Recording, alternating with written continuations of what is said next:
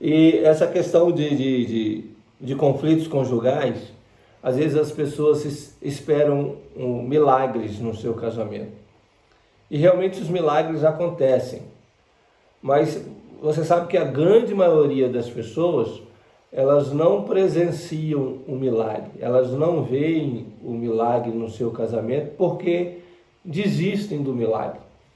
Estão há tantos anos esperando por que a fé vai enfraquecendo e ela vai, permitindo que isso seja enfraquecido e se perca, vai desistindo. A verdade é que a pessoa desiste de obter um milagre. E hoje nós vamos basear aqui a nossa live na história de Caná da Galileia. Jesus foi convidado para um casamento lá em Caná, numa pequena vila ali na Galileia. Provavelmente a família de Jesus talvez fosse amiga, do casal lá que estava casando, da família do noivo. E eles foram convidados, os discípulos foram juntos, é o que narra lá João, Evangelho de João, capítulo 2. E aí diz que lá no casamento, os casamentos naquela época duravam 7 dias, não era só alguns minutos, algumas horas, não, eram 7 dias de festa. E os convidados, principalmente aqueles que vinham de fora da cidade, eles ficavam sobre a responsabilidade da família do noivo. Eles davam comida e bebida para eles os 7 dias, que eles ficassem ali na cidade. E nesse tempo faltou o vinho, acabou o vinho, e isso era uma vergonha para a família.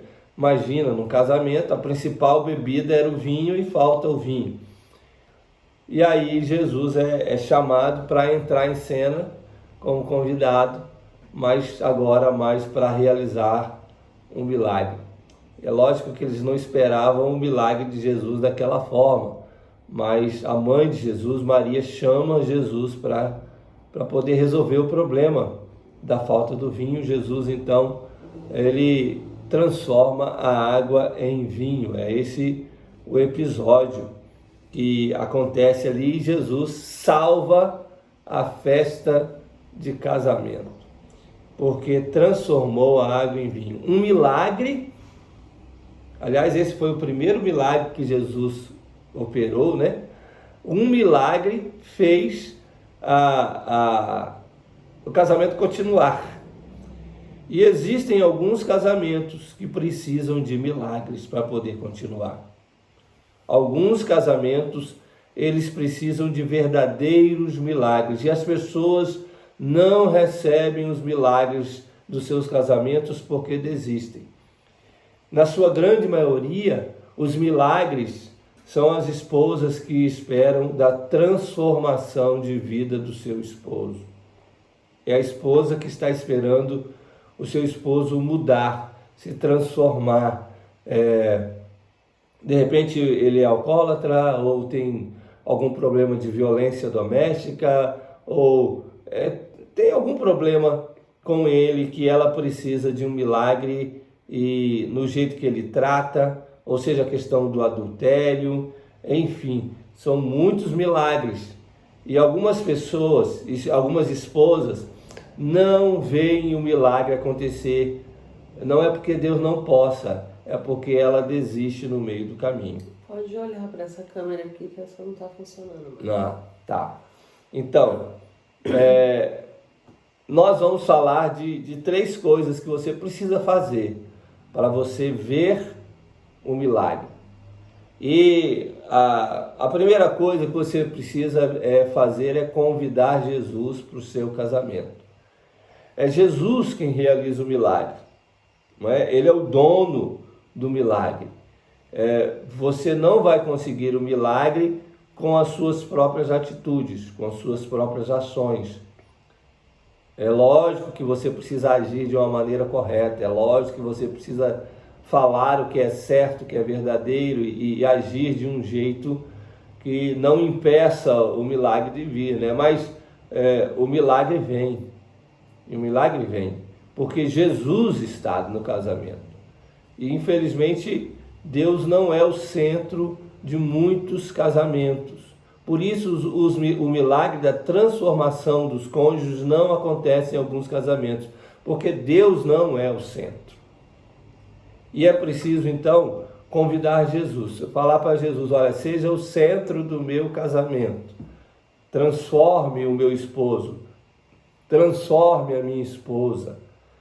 Transforme a mim mesma para que eu possa lidar com o meu esposo. Transforma a minha vida para que eu consiga enxergar e discernir aonde agir na resolução dos conflitos do meu casamento. Sim. E como é que você convida Jesus? A pergunta vem, né, na hora. Sim, e aí? Como é que eu convido Jesus para ser o centro do meu casamento? Olha, 3 coisas que são principais assim. Primeiro, a palavra de Deus, a leitura e a meditação na palavra de Deus.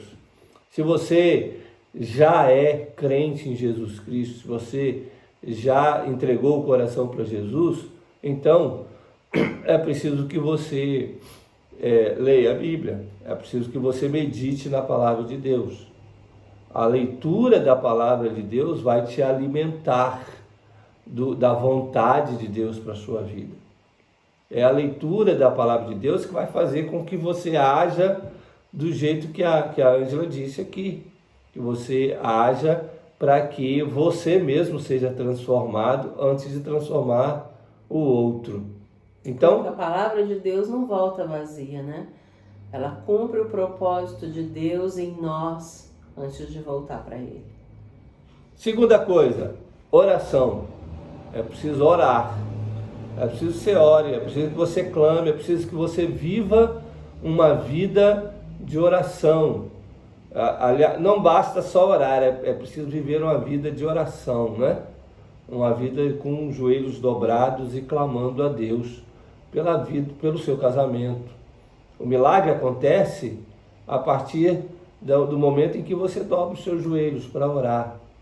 Deus elegeu a oração como o lugar, né? Como a ação, como a atitude que nós devemos fazer para obter curas, para obter milagres. Deus elegeu a oração, estabeleceu a oração, nós clamarmos a Ele. É uma atitude de dependência de Deus. Lá em Tiago, no capítulo 5, ele fala: está alguém entre vós aflito? Ore. É preciso orar. Não é? É uma ordem do próprio Deus, na própria palavra. Então ore.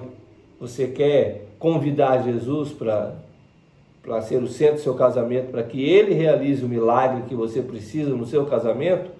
Então, dobre os joelhos e ore todos os dias. Ore sem cessar. E a terceira coisa é a obediência. Obedecer. A partir do momento que você lê a palavra, a partir do momento depois que você ora, você obedece. Porque a palavra vai te dar algumas ordens. A palavra de Deus vai te dar alguns conselhos. É preciso que você obedeça a isso.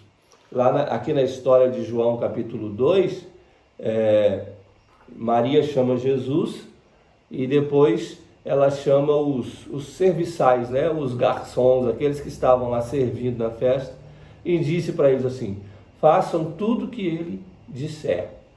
Ou seja, obedeçam o que ele vai dizer para vocês.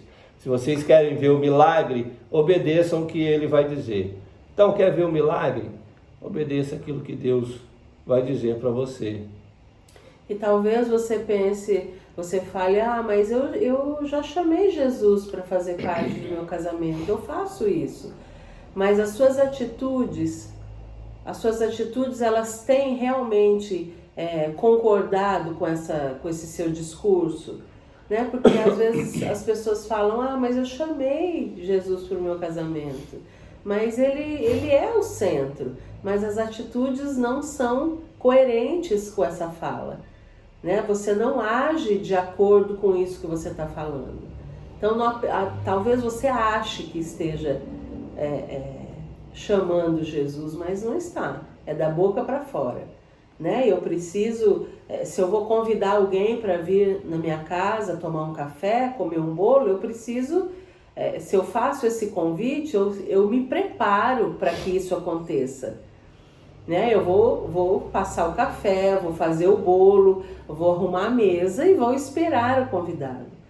Nós precisamos viver de acordo com essa fala, de acordo com isso que estamos querendo, né? Eu preciso viver uma vida de oração, uma vida de leitura da Bíblia e buscando o tempo todo ver se eu estou realmente de acordo com aquilo que o Senhor tem me pedido na palavra dele. Aquilo que ele tem me pedido nas orações, através da leitura da palavra, eu tenho obedecido?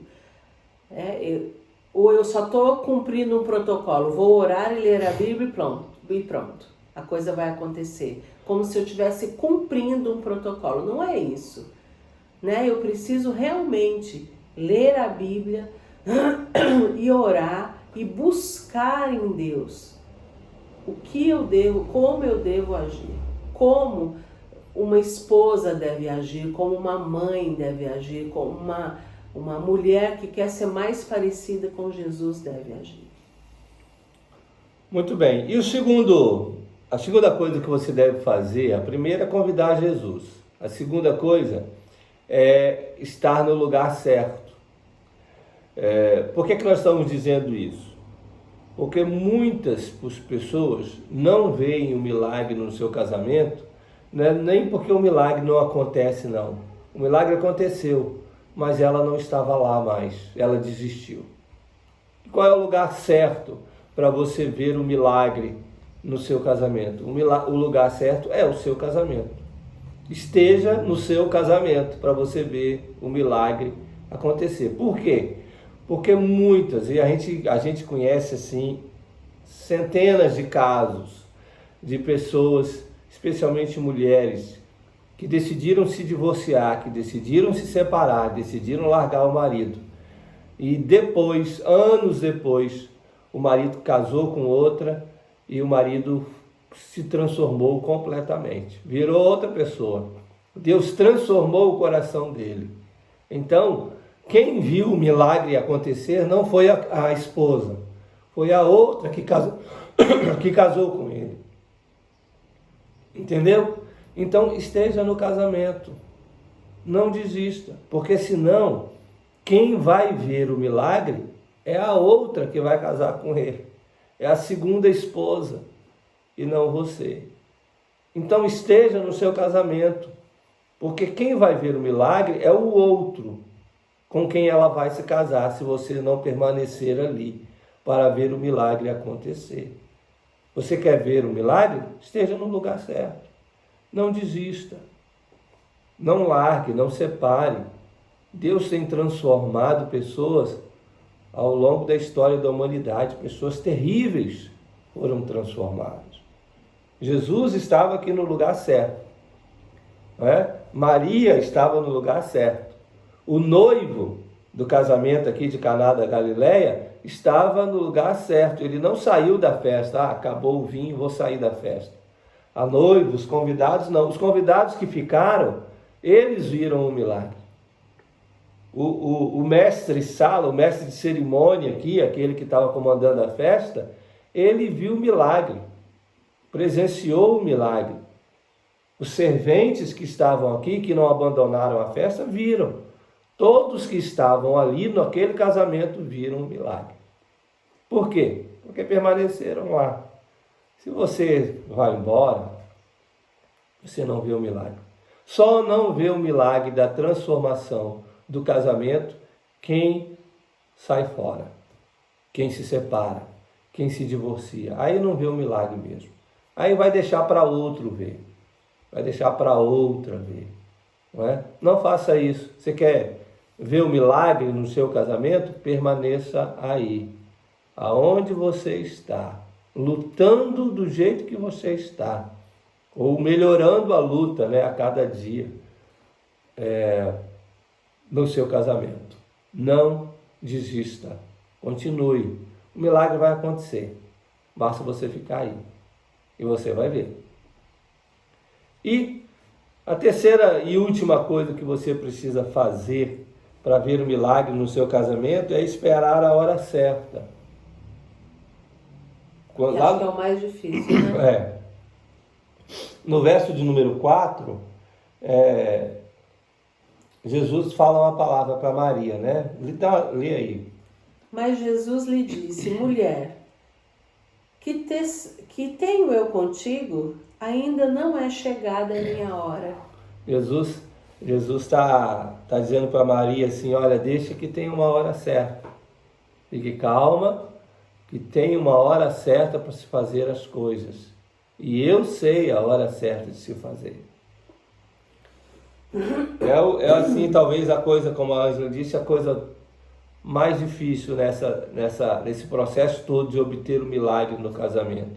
Esperar a hora certa. Lá o autor, o apóstolo Pedro diz assim: humilhai-vos debaixo da potente mão de Deus, para que ele a seu tempo vos exalte. Deus tem um tempo. Deus tem o tempo da exaltação. Nós precisamos nos humilhar debaixo da sua potente mão, porque ele, no tempo certo, ele vai realizar o milagre, ele vai exaltar. Eu aprendi que Deus, quando ele está preparando um milagre para a gente, ele faz duas coisas. Primeiro, ele prepara o milagre para nos dar.